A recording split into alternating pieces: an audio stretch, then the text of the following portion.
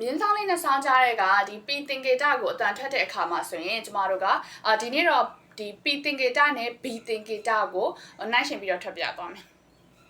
ဒီပီတင်ကေတာကိုထွက်တဲ့အခါမှာဆိုရင်ကျမတို့ကနှက်ခမ်းလေးကိုအရင်ဆုံးပိတ်ပြီးတော့လေကိုပေါ့နော်stop လေကိုပိတ်ထားတယ်ပိတ်ထားပြီးတဲ့အခါမှာဆိုရင်ကျမတို့က open lips ဇက်ကိုဖွင့်လိုက်တဲ့အခါမှာဆိုလေထွက်လာမယ်အရင်ဆုံးပီတန်ပေါ့နော်ဒီမြင်းဆောင်နှဆောင်ကြတာပီကိုဆိုရင်ဒီကျမတို့ရဲ့ဒီပါဇက်နားမှာဒီစက်ကူလေးကိုထားမယ်ဆိုရင်စက်ကူလေးလှုပ်သွားမယ်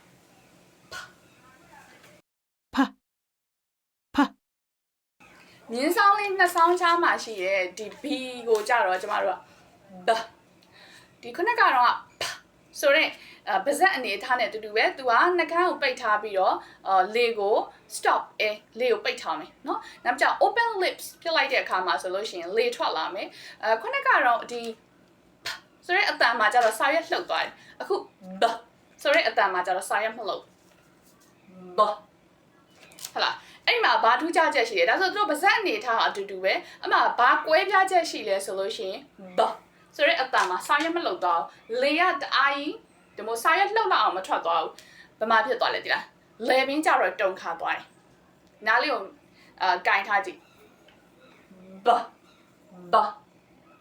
ဒီလေပင်းတုံခါမှုရှိရဲဆိုရင်ဒါအတန်တွက်မှန်တယ်ပေါ့နော်အတန်ပါဇက်အနေထားမှန်တယ်အားလေးကြွပြချက်ရှိပါတယ်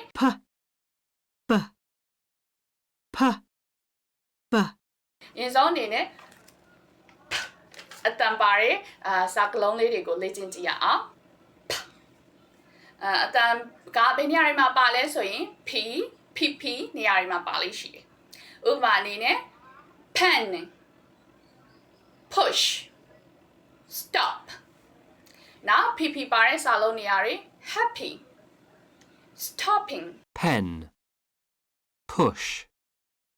stop happy stopping ကဲမမကျမတို့မှတ်စရာအနေနဲ့ဆိုလို့ရှိရင်ဒီတချို့စကားလုံးတွေအရှိမဆိုရင် p ပါပေမဲ့silent အတန်တိတ်เนาะအတန်မပါတဲ့ဒီ p တောင်ထည့်ဆိုစရာမလိုဥပမာအနေနဲ့ psychology နောက်တစ်ခုဒီ cupboard အဲ့မှာဆိုလို့ရှိရင်ဒီပေါ့เนาะcupboard cupboard အဲ့မှာဆိုရင် p တန်ထည့်ပြီးတော့မဆိုရဘူး cupboard နောက်တစ်ခုအနေနဲ့ ph